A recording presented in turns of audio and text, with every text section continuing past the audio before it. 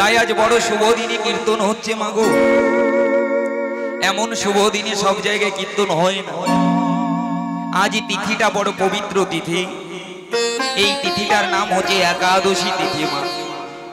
একাদশীর দিনে যদি কেউ কীর্তন করে তাহলে তার দোষ মুক্ত হয়ে যায়। একাদশী তিথিতে যদি কেউ কীর্তন শুনতে পারে, হরি ভজন করতে পারে, মালা জপ করতে পারে, একাদশী ব্রত পালন করে কীর্তন আসরে বসে গৌর বলে কাঁদতে পারে, বলছে তার কৃষ্ণ ভক্তি জন্ম হয়, তার জনম জনমের পাপ ধুয়ে যায়। কেন মা? একাদশীর ব্রত করলে পাপ মুক্ত হওয়া যায় কেন? নাকি আমরা কলিকালে সবাই কিন্তু দিবানিশি পাপ করে চলেছি। সংসারে আমরা যত মিথ্যে কথা বলি, আমরা অশুদ্ধ বস্তু সেবন করি, কত কিছু না দিবানিশি করে চলেছি। এই সমস্ত পাপ থেকে মুক্তি পাবার জন্য ভগবান আমার একাদশীকে পৃথিবীতে পাঠালেন। ওহে একাদশী, তুমি পৃথিবীতে গিয়ে কলিহত জীবের পাপ মোচন করবে। কেন? নাকি কলিহত মানুষের ভক্তি থাকবে না, এদের প্রেম থাকবে না, এদের একাগ্রতা থাকবে না, এরা 2-3 ঘন্টা এক জায়গায় বসে হরি কথা শুনবার ধৈর্যটুকু তাই এদের থাকবে। তাই এরা মুক্তি পাবে কি করে? কলিকালে তো এত পাপ, কলি তো কলিহত জীবকে ধর্ম করতে দেবে না, কর্ম করতে দেবে না, তাহলে এরা মুক্তি পাবে কি করে? বলছে একাদশী ব্রত করে যদি কেউ হরি কথা কৃষ্ণ কথা শ্রবণ করতে পারে, তার জন্ম জন্মান্তরের পাপ ক্ষয় হয়ে যাবে। জন্ম জন্মান্তরের পাপ ক্ষয় হয়ে যাবে মা। একাদশীর দিনে হরি কথা কৃষ্ণ কথা সাধন করলে, এই একাদশীর জন্ম হয়েছে হরির হৃদয় থেকে, ভগবানের হৃদয় থেকে। তো এই একাদশী ব্রত পালন করলে পারে আমরা শ্রী হরির চরণ পাব। একাদশীর দিনে তোমরা যদি একাদশী পালন না করতে পারো মা, অন্তত নিরামিষ আহার করবে, শুদ্ধ আহার করবে। একাদশীর দিনে যদি কেউ পেঁয়াজ রসুন মাছ মাংস সেবা করে, তাহলে তারা নরকে পতিত হতে হয়, নরকে পতিত হতে হয়। কিন্তু আমরা কলির জীব, আমরা মানি না, আমরা গায়ের জোরে অনেক কিছু করি, কিন্তু যেদিন সমন এসে তোমাকে দমন করবে সেদিন তোমার গায়ের জোর বলে কিছু থাকবে না। এখন ভাবছি গায়ের জোর আছে, অনেক কিছু করে যাব, কিন্তু যেদিন তোমার গায়ের জোর থাকবে না সেদিন তুমি কি করবে? আমার নিজের চোখে দেখা মা, আমার নিজের চোখে দেখা। আমাদের বাড়ির পাশে এক জেঠু মশাই, তিনি জীবনে হরি কথা কৃষ্ণ কথা পছন্দ করতেন না, জীবনে হরি কথা কৃষ্ণ কথা পছন্দ করতেন না। সদাই টাকা ইনকাম করবে কি করে ছুটে বেড়াতে, দিবানিশি টাকার পিছনে ছুটে বেড়াতে। তার 2 ছেলেকে বড় বড় অফিসার করেছে, 2তলা 3তলা বাড়ি করেছে। যদি বৈষ্ণব যেত, বৈষ্ণবকে অসম্মান করত, বলতো কৃষ্ণ কৃষ্ণ বলে কি হবে, সেই তো ভিক্ষা করে খাচ্ছ।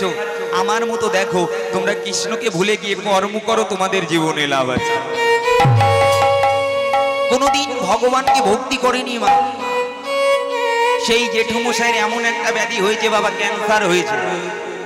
ক্যান্সার হওয়ার পরে ডাক্তার বাবু বলছে তোমার আর গ্যারান্টি নাই, একমাত্র এখন তোমাকে বাঁচাতে পারলে সেই জন্যই বাঁচাতে পারে, ডাক্তারের আর ক্ষমতা নাই। যদি সেই ডাক্তারকে ডাকতে পারো, সেই ডাক্তারকে ডাকলে পারে সেই তোমার কিছু করতে পারে, আমাদের মতো ডাক্তারের আর কিছু করার নাই। যেটা ক্যান্সারের শেষ পর্যায়ে বাবা। দেখবেন আশ্বিন মাসে হরিনাম দেওয়া হয় না রাস্তায় রাস্তায়, 1 মাস ধরে ব্রত করা হয়।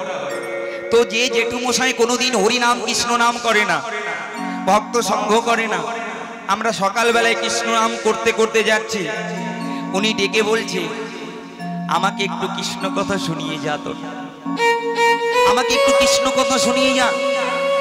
আমি বললাম জেঠুমশাই তুমি তো কোনোদিন কৃষ্ণ কথা ভালোবাসো, তুমি তো বৈষ্ণবদের পছন্দ করো না। জেঠুমশাই বলছে ওরে বাবা, এখন শেষের দিনে বুঝতে পারছি এই সাধু সঙ্গ কৃষ্ণ নাম ছাড়া আর গতি নাই। এত টাকা দিয়ে আমি কি করলাম,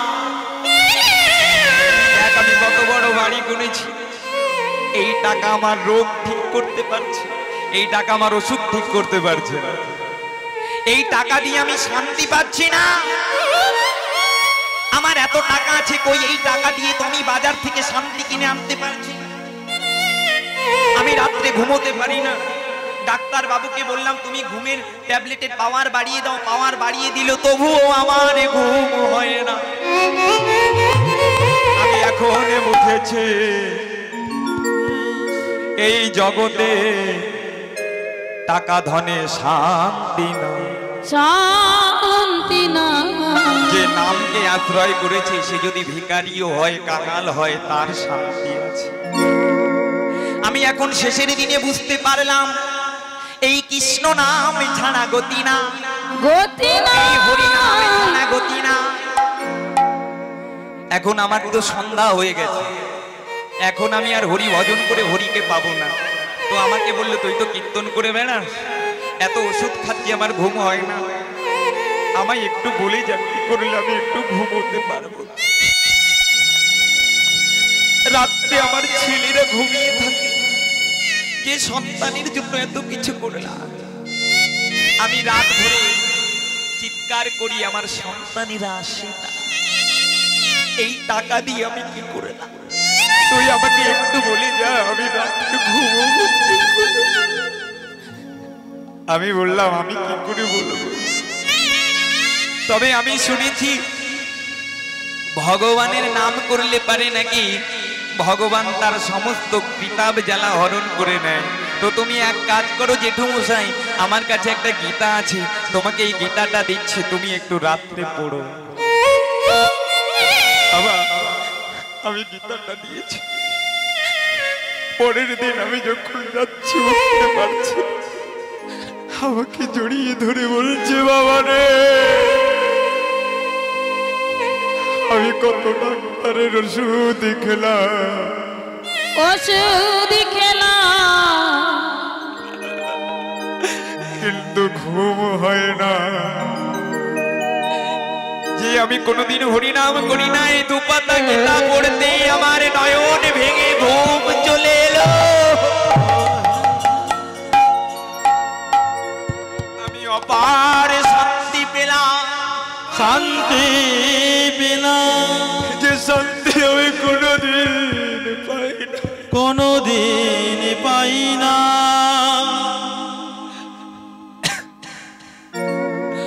আমাকে জড়িয়ে ধরে কাঁদছে। বাবা আমাকে বললো শোন, আমি তো সারা জীবন কোনোদিন ভক্ত সঙ্গ করি, তো আমি তোকে বলে যাচ্ছি, আমি মরে গেলে পারে আমার বাড়িতে একদিন কৃষ্ণ নাম করে।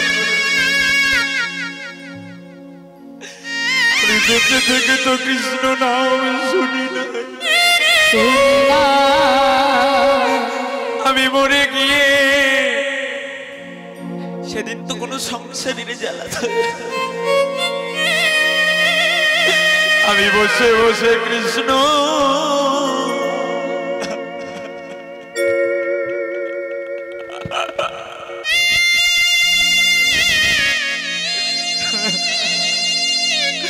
বলে কাঁদিব।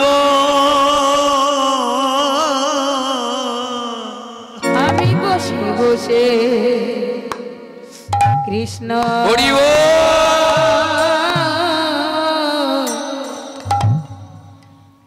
কৃষ্ণ বলে বলে কাঁদব।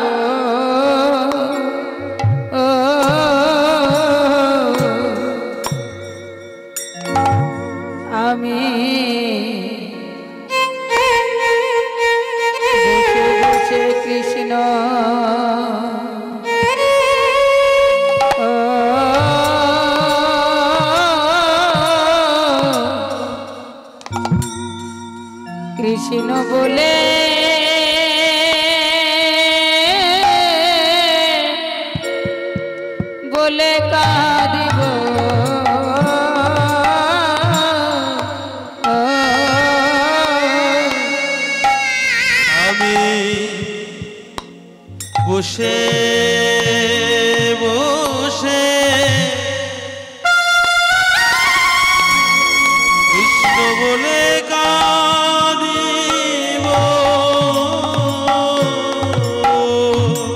হে কৃষ্ণ তোমার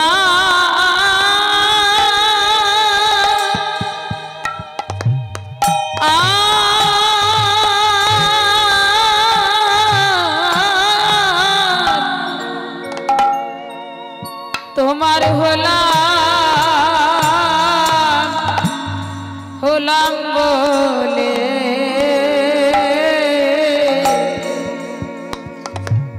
আমি বসে বসে কৃষ্ণ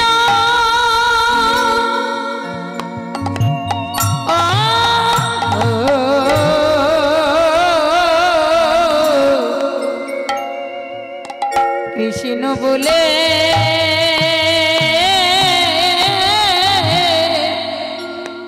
কৃষ্ণ বলে কাঁদব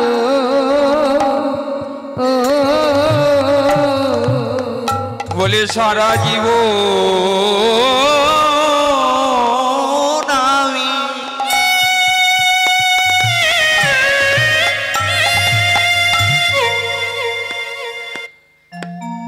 শুধু আমার করে গেলাম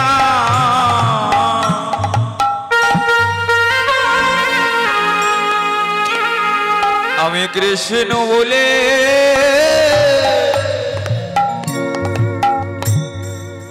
কাঁদলাম না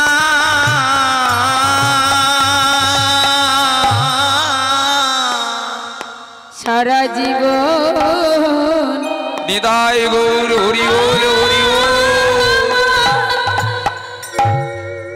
আমার করে গেলা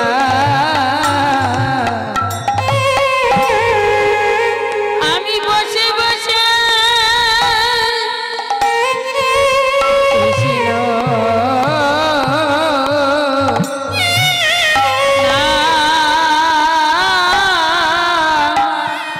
নামে করি গো।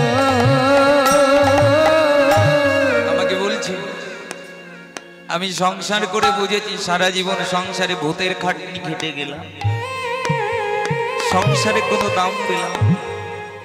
তাই যেদিন আমার প্রাণ পাখি চলে যাবে একটু কীর্তন করে দিস, আমি সেদিন আমি কোনো সংসারের ঝামেলা মুক্ত হয়ে আমি যেন আমার বাড়িতে বসে আমি কৃষ্ণ নাম শুনে আমি শেষের দিনে যেন গোবিন্দ চরণ লাভ করিতে পারি। আরো বলেছে একটা কথা, বলছে আমার তো গীতার জ্ঞান না, আমি যেদিন মরে যাব কৃষ্ণ নাম করি তোদের ভগবানকে বলিস, আবার যদি আমাকে জন্ম দেয় আমাকে যেন এই ধনী ধনী না করে আমায় যেন একটু কৃষ্ণ ভক্তি দিয়ে জগতে পাঠায়, আমি যেন কৃষ্ণ ধনে ধনী হতে পারি।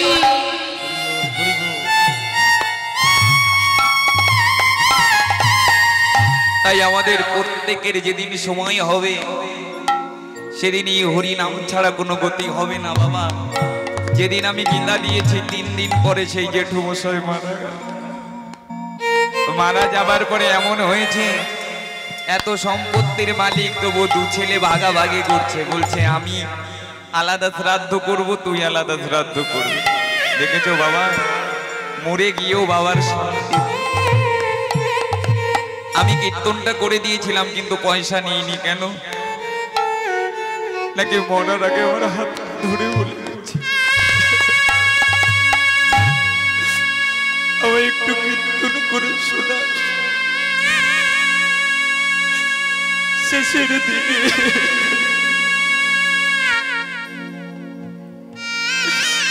এই কীর্তন ছাড়া আমাদের সঙ্গে আর কিছু যাবে না। এই মহাজন বলে দেখো দেখো চারিদিকে আধা, কিছু না, নয়ন মেললে পারে সব অন্ধকার। কিসের বাড়ি কিসের গাড়ি কিসের আমার আমার সব পড়ে রবে উলঙ্গ করেছি তাই তুলে দেবে। কিসের বাহাদুরি কিসের জমিদারি আধারি জামি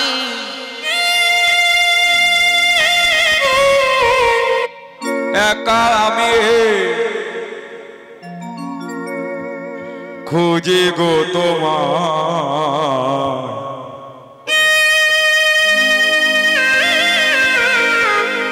হাত ধরে পার করে। সংসার তোমাকে ব্যথা বেদনা ছাড়া কিছু দেবে না। বুকে হাত দিয়ে ভেবে দেখুন তো মায়েরা, আজ পর্যন্ত সংসার করে কেউ সুখে আছো? সুখ সংসার দিতে শেখেনি। সংসার হচ্ছে আগুনের মতো, আগুনে যেমন একটা জ্বালানি পুড়ে যায়। যারা সংসার করে সংসার করে কিন্তু সংসারের সার বোঝে না, সার বুঝে না, তারা ওই শুকনো জ্বালানির মতো সংসার আনলে জ্বলে যায়। সংসার আনালে জ্বলে যায়। কি বললেন মা? যারা সংসারের সার বুঝলো না, এই সংসার হচ্ছে অসার বস্তু বাবা। যে সংসারে তুমি কিছু করলে তার প্রতিদানে তুমি ব্যথা ছাড়া কিছু পাবে না। পুত্রের জন্য করবে, পুত্র একদিন তোমায় ব্যথা দেবে। কন্যার জন্য করবে, কন্যা তোমায় ব্যথা দেবে। স্বামীর জন্য করবে, স্বার্থ ছাড়াছাড়ি হয়ে গেলে মা, স্বার্থ কম পড়ে গেলে ছাড়াছাড়ি পর্যন্ত হয়ে যাবে। মানুষ মারামারি ঘন কাটাকাটি করে এই ভালোবাসা স্বার্থে কম পড়লে এই সংসারে। তাহলে এই সংসারের কিন্তু কোনো সার নেই, অসার। এই সংসারে যদি সার থাকতো তাহলে মুনি ঋষিরা সংসারকে আঁকড়ে ধরে পড়ে থাকতো, তাহলে তারা সদ্গুরু চরণ আশ্রয় করে গৌর বলে কেঁদে বেড়াতো না। কেন? সংসারের সার হচ্ছে আমার গৌর হরি। যারা গৌর হরিকে সার করে সংসার করেছে তারা সংসার বিষয়ে কোনোদিন পুড়ে জ্বলে ছাই হয়নি। সংসার রূপী বিষ আমরা দিবানিশি পান করে বিষের জ্বালায় জ্বলে মরছে। একটা মানুষ যেমন বাবা বিষ পান করলে তার জ্বালা পোড়া ওঠে, সে মৃত্যুর কোলে ঢলে পড়ে, তেমন আমরা কিন্তু সংসার রূপী এই বিষয় রূপী বিষ পান করে আমাদের কিন্তু জ্বালা বেড়ে যাচ্ছে। কেমন জ্বালা? ধন সম্পত্তির জ্বালা, কন্যার জ্বালা, পুত্রের জ্বালা, সংসারের জ্বালা। এই করতে হবে সেই করতে হবে মা। যে এই সংসারে বিষয়রূপী বিষ পান করেছে সে গৌর হরির চরণ থেকে তত দূরে সরে গেছে। বলছে যে গৌর চরণ সার করে সংসার করে পাকাল মাছের মতো। পাকাল মাছ যেমন পাকে থাকে গায়ে কাদা লাগে না, তেমন তোমরা যদি গৌর চরণ সার করে পাকাল মাছের মতো স্বভাব ধরে সংসার করবে বটে, কিন্তু সংসারের পাক তোমার গায়ে লাগবে না, তাহলেই তোমার মনুষ্য জীবন ধন্য হবে। হরি বল হরি বল হরি বল। তাই মহাপ্রভু অগণিত ভক্তগণকে সঙ্গে করি তিনি হরি নামের খেলা খেলছেন। এখানে বিনোদ খেলা মানে হরি নামের খেলা মানে। ভগবান আমার আজ ভক্তগণকে সঙ্গে করে নিয়ে হরি নামের খেলা খেলছে সুরধ্বনির তীরে। এখানে সুরধ্বনি কোনটা? সুরধ্বনি হচ্ছে গঙ্গা। গঙ্গাকে বলা হয় সুরধ্বনি। সেই সুরধ্বনির তীরে মহাপ্রভু হরি নামের খেলা খেলছেন। আজ আমরাও সংসার রূপী সুরধ্বনির তীরে আমরা মায়ার খেলা খেলে চলেছি। তবে মা, আজ যে মহাপ্রভু আমার হরিনাম বিতরণ করলেন কলিহত জীবের জন্য, কলিহত জীবকে মুক্তি প্রদান করবেন বলে, কিন্তু বাবা এই কলিহত জীব সবাই কিন্তু হরিনাম নিল না মা। সবাই হরিনাম করে না, কৃষ্ণ নাম করে না, এই কীর্তনকে ভালোবাসেন। মহাপ্রভু কৃপা করে কলিহত জীবকে উদ্ধার করবেন বলে এই মধুমাখা আনলেন বটে, কিন্তু সবাই এই মধুমাখা নাম নিলেন না। সবাই যদি এই মধুমাখা নাম নিত মা, এই আসরটা কিন্তু ফাঁকা রইত না, আসরটা কিন্তু পরিপূর্ণ হয়ে যেত। কৃষ্ণ নামে সবার রুচি হয় না, আর মহাপ্রভুর কৃপা না হলে কেউ এই ধুলা মাখা ছেঁড়া চটে এসে কৃষ্ণ বলে বসতে পারে না। হরি বল হরি বল হরি বল।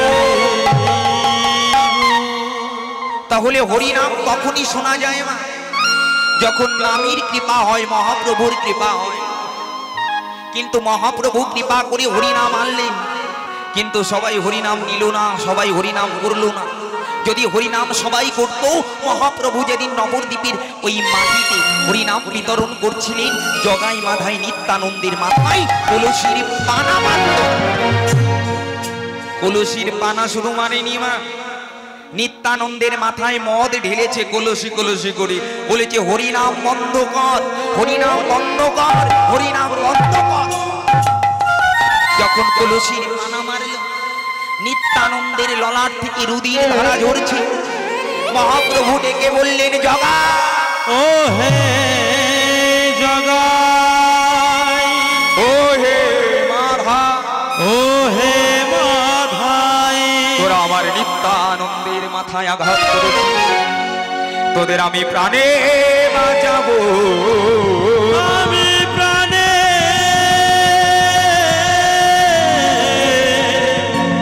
আমি তোদের প্রাণে বাঁচাবো না। অগ্নি মহাপ্রভু সুদর্শন চক্রকে ডাকলেন, সুদর্শন। নিত্যানন্দ ছুটে গিয়ে মহাপ্রভুকে জড়িয়ে ধরে বললেন, ওরে নিমা, ওরে নিমাই, ও নিমা, ওরে নিমাই, না বলেছ কলিকালে অস্ত্র ধরবে না। নানা যুগে ক্রোধে নানা অস্ত্র ধরে অসুরগণে করেছি সংহার। এবে অস্ত্র না ধরিব, প্রাণে কাহকে না মারিব, হরি নামে চিত্ত শুদ্ধি করাবো সহাকার। ও নিমাই, তুমি না বলেছ কলিকালে তুমি কোনো অস্ত্র ধরবে না, তুমি হরি নামের অস্ত্র দ্বারা সবাইকে উদ্ধার করবে। তুমি না প্রতিজ্ঞা করেছো, তুমি না প্রতিজ্ঞা করেছো কাউকে প্রাণে মারবে না। তুমি যুগে যুগে অসুরকে বধ করেছো, কিন্তু অসুরকে বধ করে তোমার কোনো লাভ হয় না। তুমি যত অসুরকে বধ করেছো, আবার অসুর জন্ম নিয়েছে। তুমি পণ করেছো কলিকালে তুমি আর পাপকেই রাখবে না, পাপকেই তুমি মূল সমেত উপড়ে ফেলে দেবে। তুমি যুগে যুগে পাপীকে নাশ করেছো, কিন্তু কলিকালে তুমি পাপীকে নাশ করবে না, পাপকে তুমি উপড়ে ফেলে দেবে। পাপ কি বাবা?